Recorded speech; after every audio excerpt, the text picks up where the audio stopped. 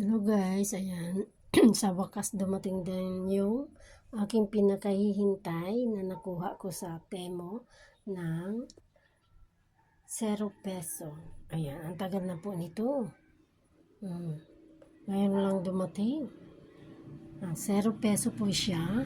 So itatry natin. Ito po is the remote. Ayan po yung remote niya.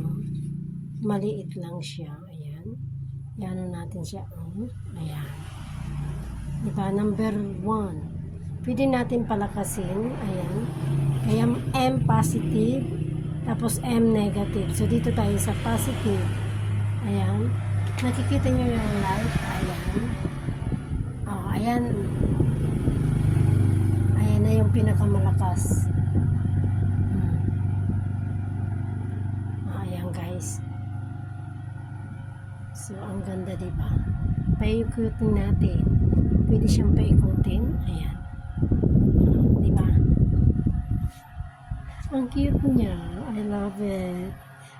Sa lahat na nakuha ko sa Temo, ito lang ang satisfied na satisfied ako. Dahil ito is from China pa to, from Hong Kong. Ewan ko kung saan galing yan. Ayan. Ang ganda. Ayan. F1 fan, circulation fan, automatic shaking of head, remote control, wide and angle air supply, intelligent timing. So USB po siya. Pag naubos na po yung battery nga, ita-charge natin siya using by USB. Ayan. Diba?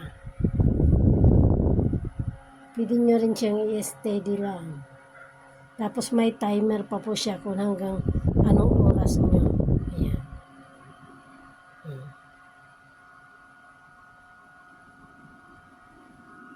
Andoon lang. Tapos ang lagayan niya pala ng remote para hindi mawala, dito sa likod merong lalagyan. Kasi pwede nyo siyang pindutin-pindot lang. Pwede rin using the remote. Ayan o. Ayan, ito yung power off, power on. At saka ito yung ano niya, paikutin mo siya. At saka ito yung timer. Ito naman yung palakasan.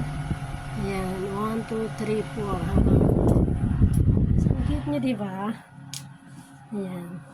Nagkaroon nung aking tindahan ng Team White. Ayan, Team White. Ayan, Team White. Drawers, Team White. At ayun din yung isang nakuha ko pa rin sa Temo. Ito, hindi ako satisfied dito, pero cute din siya. Pero ang gusto ko sana dyan, yung malaki.